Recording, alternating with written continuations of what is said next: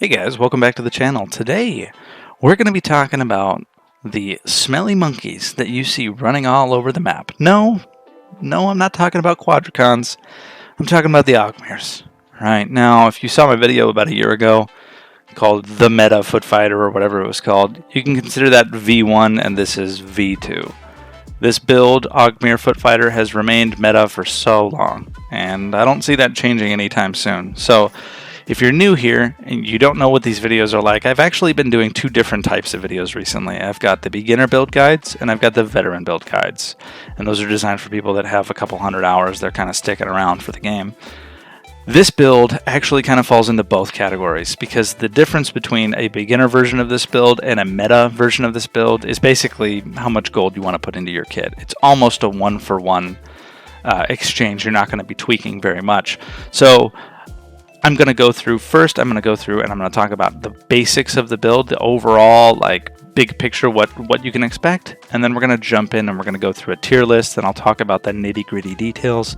These videos run a little bit long, but stick around and hopefully you figure out whether or not this will be something that you'll have fun with, right? We don't want to spend a ton of time wasting our time leveling up something to just go ahead and re-roll later. Spend some time, listen to me now, and hopefully I can help you out. And let me do a quick shout out to the website. If you haven't seen mo2builds.com, all of the builds that we have and other people's builds are also listed on this website. There's a bunch of different tools that you can go to. We've got the lore, we've got the Hall of Fame, but right here, this page is the guilds page. So if you're new and you're shopping for a guild, somebody that you can go play with or a group that you can join, you can filter actually by type. So if I wanted to do a commerce-based guild and let's say I wanted to speak Russian, boom, I've got a guild that I can kind of narrow it down to. And then if you click on any guild, it will tell you their guild master, their recruiters if they have any, and then you'll have a Discord invite so you can join and try to go through their application process, and you can even read a little bit more about who they are and their goals. If you want your guild listed here, you just got to click this red button. It takes like 5 minutes, and I'll go through and review it and approve it the next day.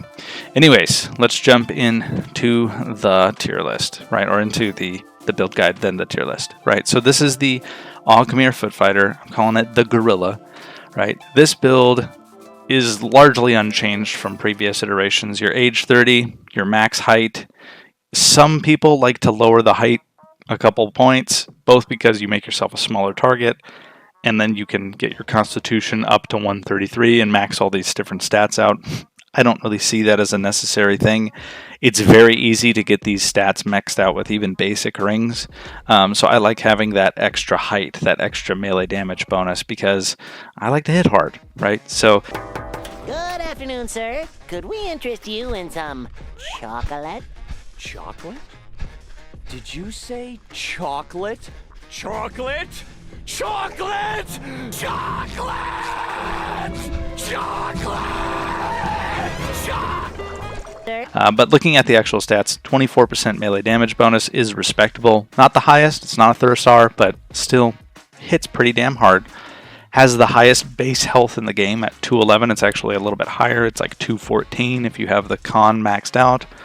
You have terrible mana and you have okay stamina. Your combat movement speed is 414.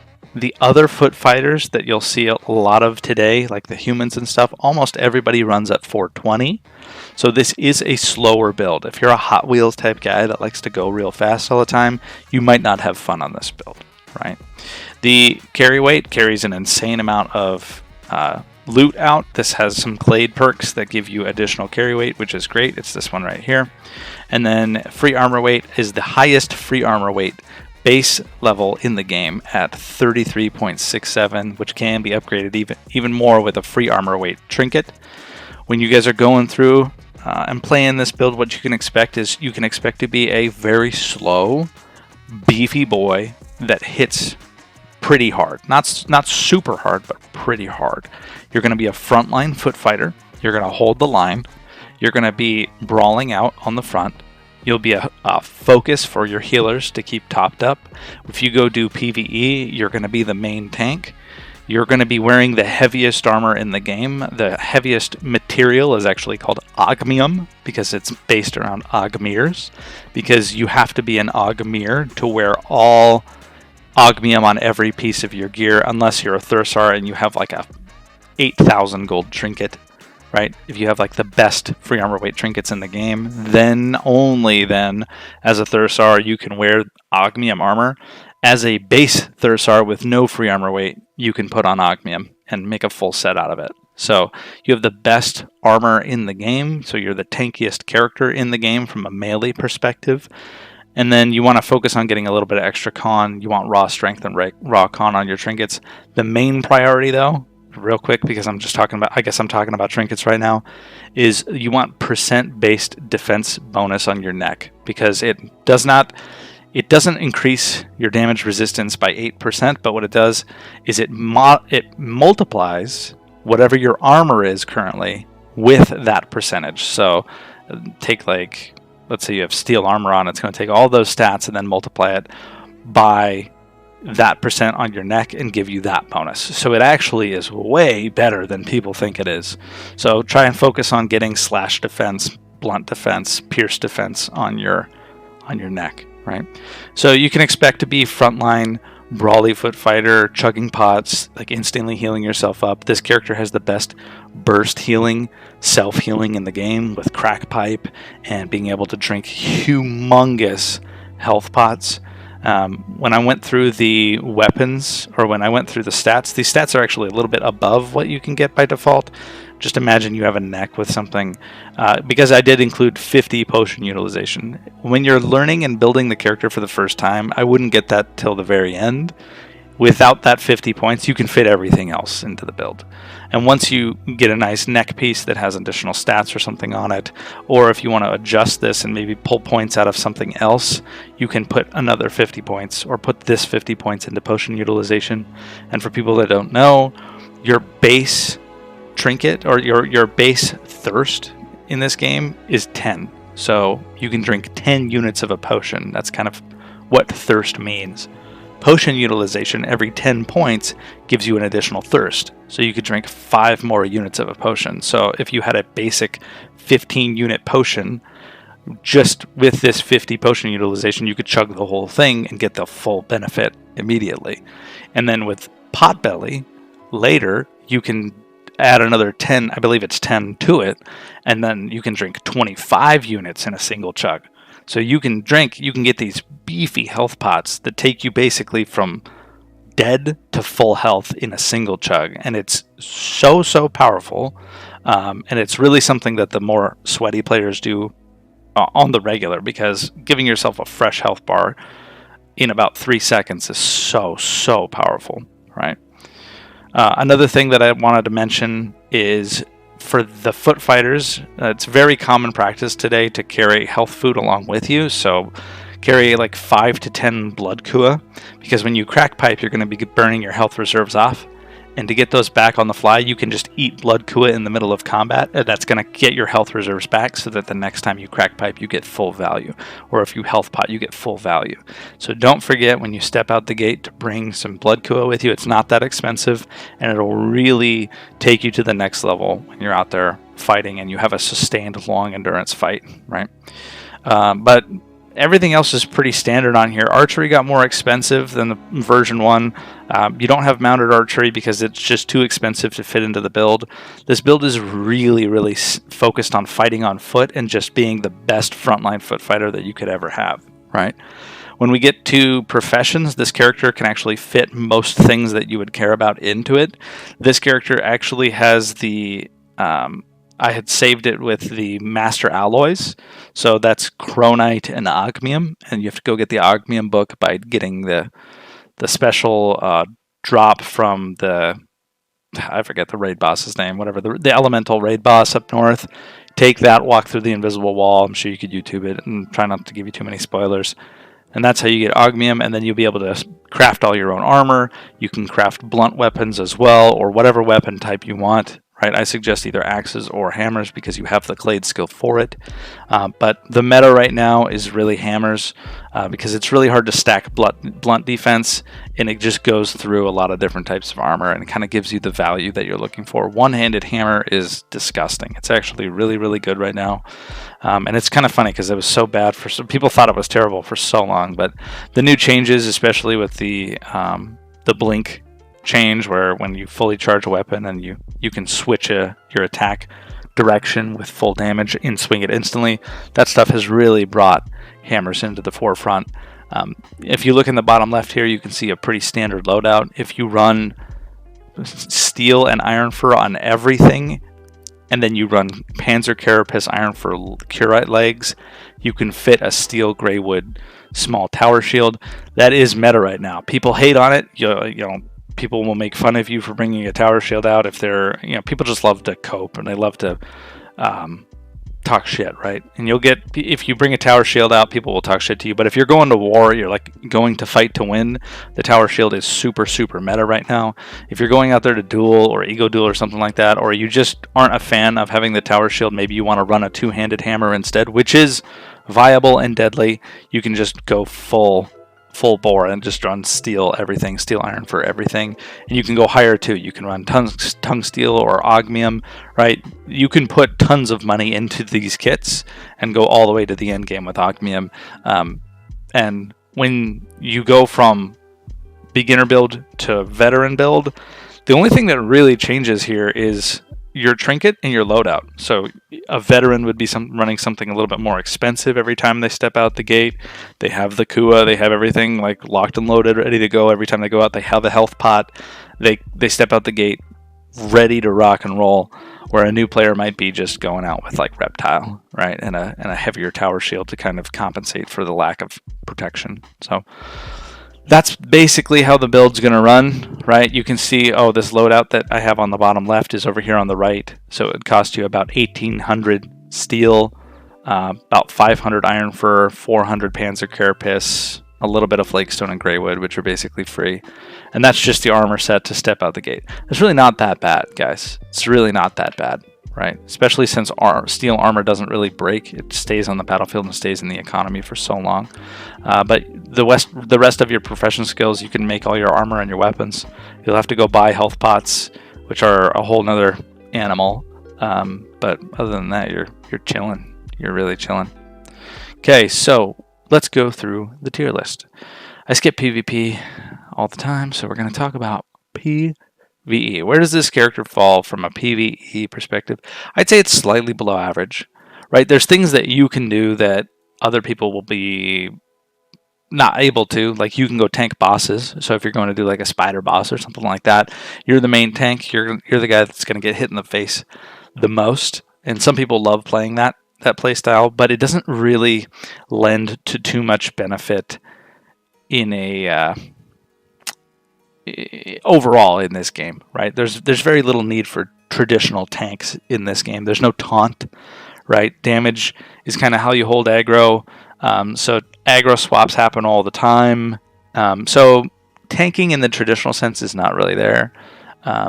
You do have a longbow. You can still contribute pretty good damage. Like, you're fine from that perspective, but you don't have mounted archery like the version 1 of this build because it got nerfed pretty hard.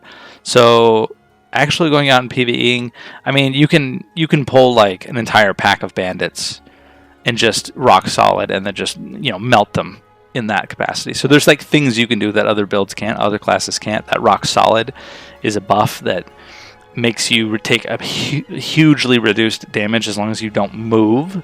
So people will use that to, cheese PvE. You're going to have a tough time fighting casters, veteran bandit casters, going to the necro dungeons, stuff like that. Magic for this build it might as well be cancer. It's going to kill you, right? So it's pretty hard to deal with casters, both in PvE and PvP. Playing this build solo, I wouldn't really recommend it. It's not the worst thing in the world. I have seen people do it. People like G-Bunny have run similar builds in the past. They're not afraid to go out and just go into like Rise or Dungeon solo with this. This build is really designed around team fighting and being a good team player. It's extremely slow, so you don't get to dictate the pace of combat. And if somebody disengages from you and jogs away slowly, you'd have to pull out your bow, which will be easier come next patch. You'll be able to quickly weapon swap to your bow. So you might be able to mitigate that a little bit. Maybe this goes up a tier when the next patch comes out. But right now, as it stands, it's not very good for solo play. 1v1 and dueling. So dueling is like traditional dueling in town. Honorable, no magic, lots of rules, no pets. And 1v1 is fighting to the death. I'd say this is up there. It's above average. I wouldn't say it's like a Thursar or like a Stig Thursar would be like S tier, but it's above average, right? You have one of the best clades in the game is this one right here. I think it's called Stone Skin. It just reduces piercing and slashing damage that you take by 3. Just flat out, just 3 less damage. So very, very, very powerful for melee and for your defense. So you can actually, duel decently. And you're pretty short, which is nice too. 1v1 fighting to the death. It really depends. Are you fighting a Footfighter? Then you're like middle of the road. Are you fighting a mage? Then you're like, you're not a lightning rod build, but you're pretty damn bad. So it's somewhere between D and E. We'll put it in E tier for 1v1.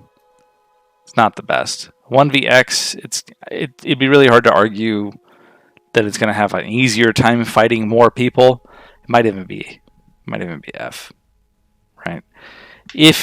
Okay, now that I'm thinking back, there are videos of people out there dunking on noobs, right? But that's not a really good metric to go by. Where you'll have the town militia come out, and these guys will be wearing really heavy armor.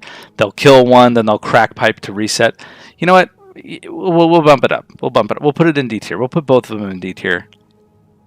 Because if you're a good enough player, which is a huge caveat to throw on top of this statement, but if you're a good enough player to kill one person, you can crack pipe and health pot to instantly reset your health and get another health bar. Now, if you're fighting against equally skilled, geared opponents, that's not going to be the advantage that you think it is. But it's okay. I feel like it's unfair to put it so low. Offense, it's like B tier. You hit harder than humans generally. You have the highest strength in the game, so you can use the hardest hitting longbows in the game, which is kind of cool. But other than that, you're not going to be doing much from the damage department. Defense, S tier. Well, the meta has shifted so much.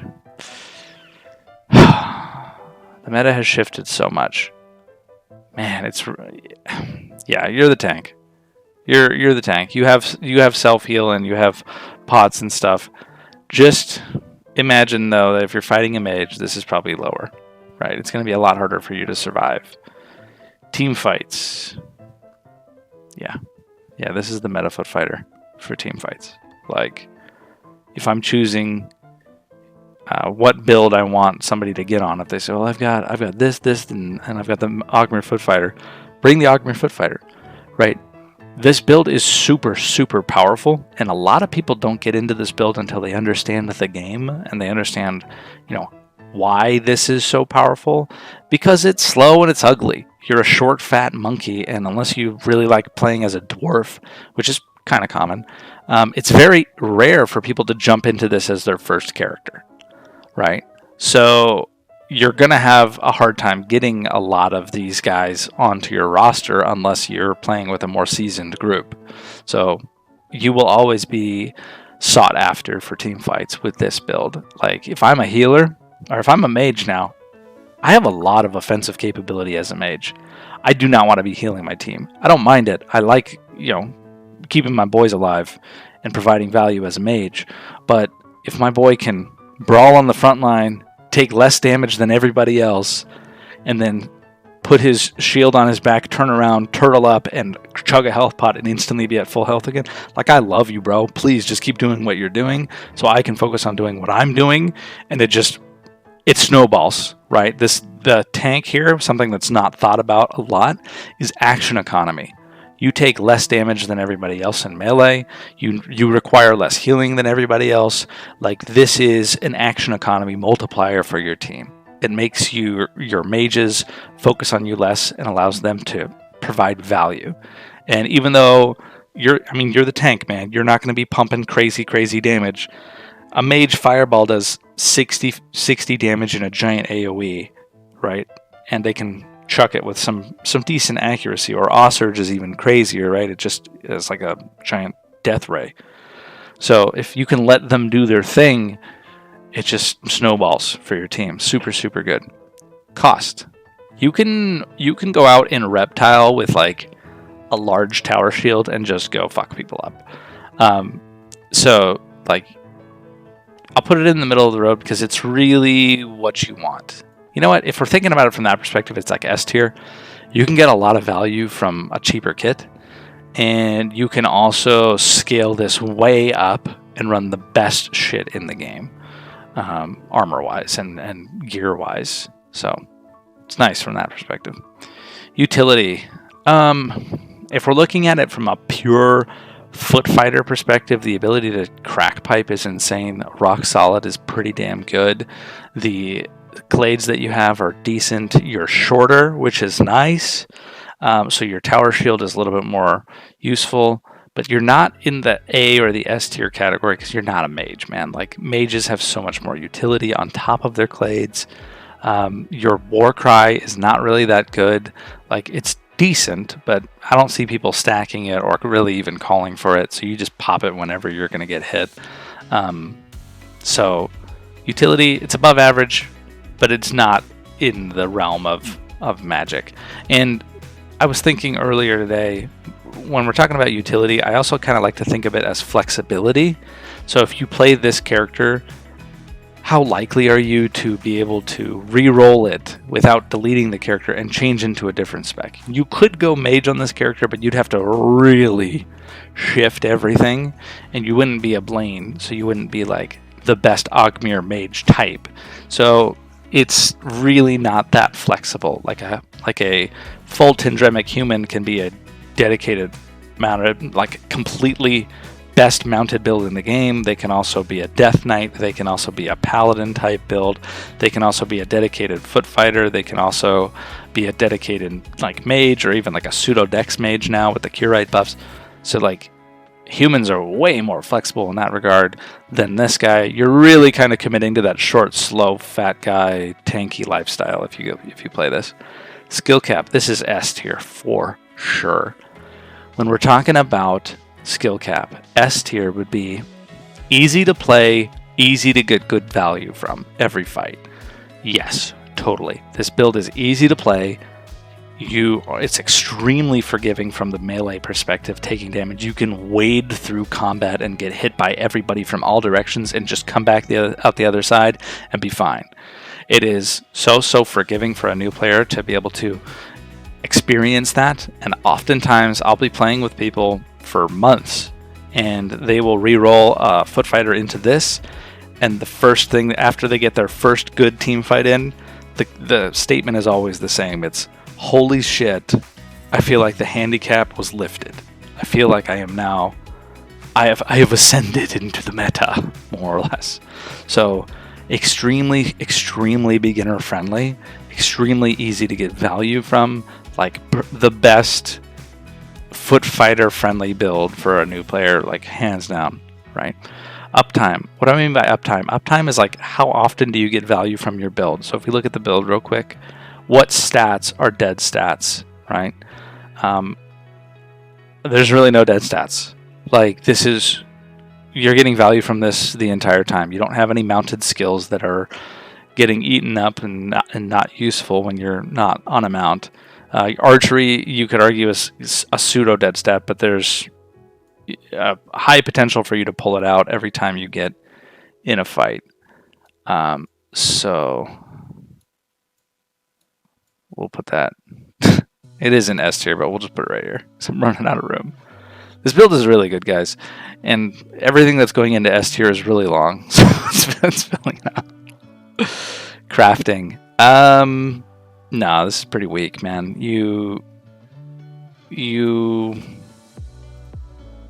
Okay, maybe that's not fair. I'm thinking about it now. The character is designed on this build specifically to be able to do armor crafting and weapon crafting. You can do whatever you want, right? So it's not the worst thing in the world. The reason that you can do whatever you want, and if you were going to drop something to get more points, I would drop the armor crafting, is because this guy has such high free armor weight that you can just put on any armor that exists and be good to go. Like, you can buy anything on the broker, put it on, and you're not going to be overweight, which is really cool, honestly, especially when you're a new player and you're just browsing the auction house and you're like, that one is the cheapest right now. Let's just go with that, right? So there is a lot of value there. So we'll put it in D tier, just because you're a big dummy and you don't get all those free points from intelligence for crafting. So you're not going to be able to fit a ton into it. If you are crafting, something that a lot of people with Oghmirs do is they go into extraction. So if you're interested in being an extractor, or maybe this is an alt, that's something that a lot of people do. And the clades, it's really easy to clade this character up. You can get like basically full build at like level 12. So then you do actually have the points to go into the extraction stuff and get those benefits as well. So don't shy away from doing extraction. That's something that could really, really work on this build. From a fun perspective, oh yeah, man. It's not like the funnest thing in the world. It's kind of subjective because I really like playing mage. But goddamn, this build is fun, man. Like, being able to just be the juggernaut and put your fucking shield up and just run into combat, and like anybody that ignores you, you just fucking clip them in the ankles with your with your maul, and you just fucking break their legs. Like, that shit is fun, man. Like, that is a good time, right? PvP, it's right there in the middle of the road. Back in the day, I would have said S tier.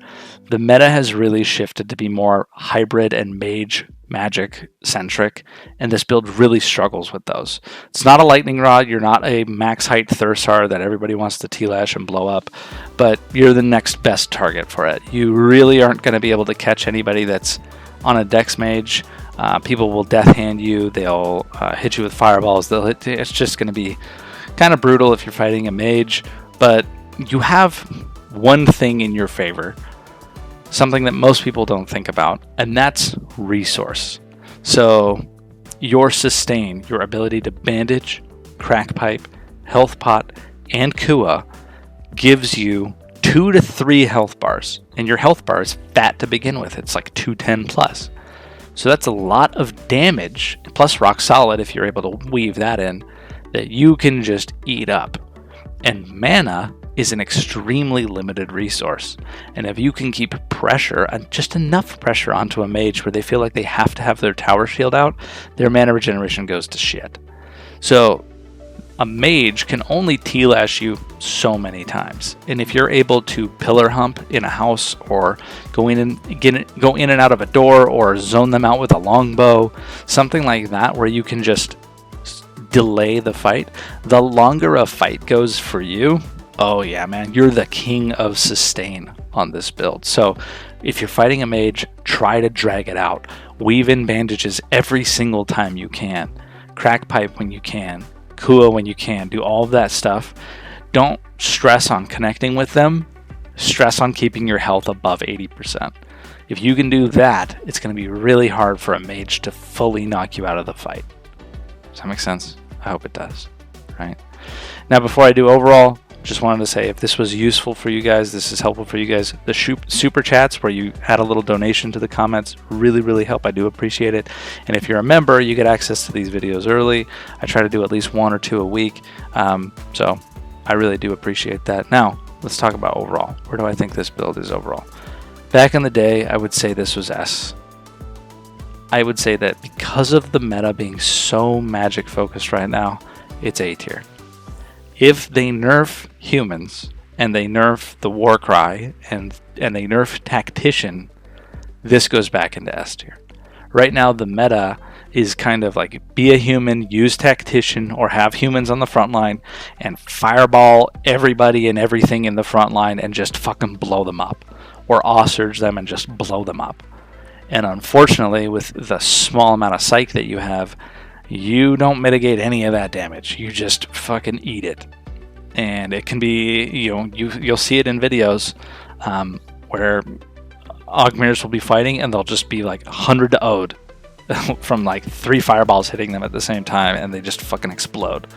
So, used to be S tier. There's a lot of things in this build that are still S tier, right? If you're going to be picking a meta team fight Footfighter, still S tier in that regard. But because of the way the meta has shaped itself and how magic Harry Potter ass this game is now, Yeah, I would say it's A tier. But anyways, thank you so much for watching, guys. If you enjoyed this, you know what to do. Bye. Damn, Daniel, back at it again with the white van.